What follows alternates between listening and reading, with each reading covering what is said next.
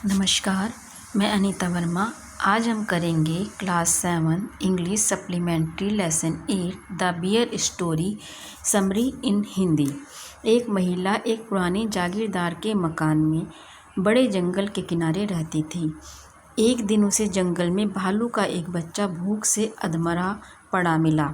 वह उसे घर ले आई और बोतल से दूध पिलाकर उसे पाला। बड़ा होकर वह शक्तिशाली एवं मैत्रीपूर्ण भालू बन गया।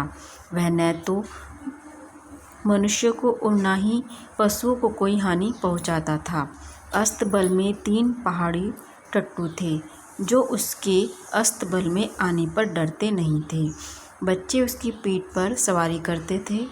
3 पालतू कुत्ते भी उसके साथ खेला करते थे। वे उसके कान और पूंछ खींचते और तरह तरह से उसे छेड़ते थे, पर उसे बिल्कुल भी बुरा नहीं लगता था।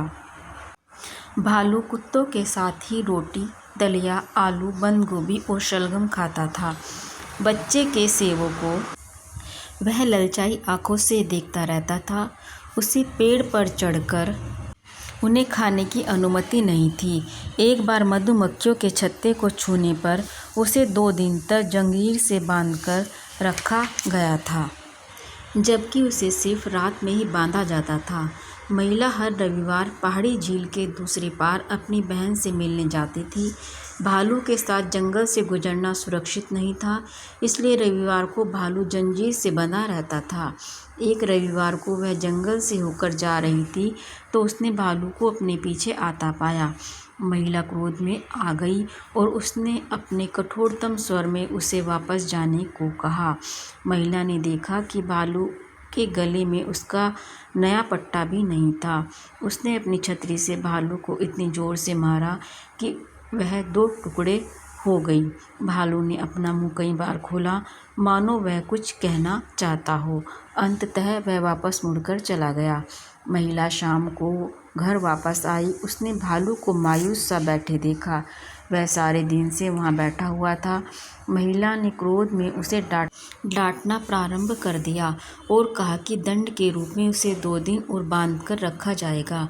बूढ़ी रसोई ने महिला की बात सुनी और वह तेजी से रसोई से बाहर निकल कर आई।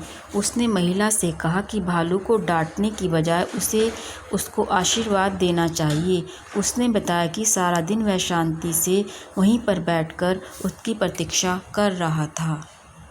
यह थी class 7 English supplementary lesson 8 the bear story का हिंदी अनुवाद। इससे बच्चों को चैप्टर को समझने में हेल्प मिलेगी। अगर आपको ये वीडियो पसंद आई तो अपने फ्रेंड्स को शेयर कीजिए, जिससे कि उनको भी चैप्टर को समझने में हेल्प मिल सके, उनको चैप्टर को समझना ईजी हो जाए। Thanks for watching.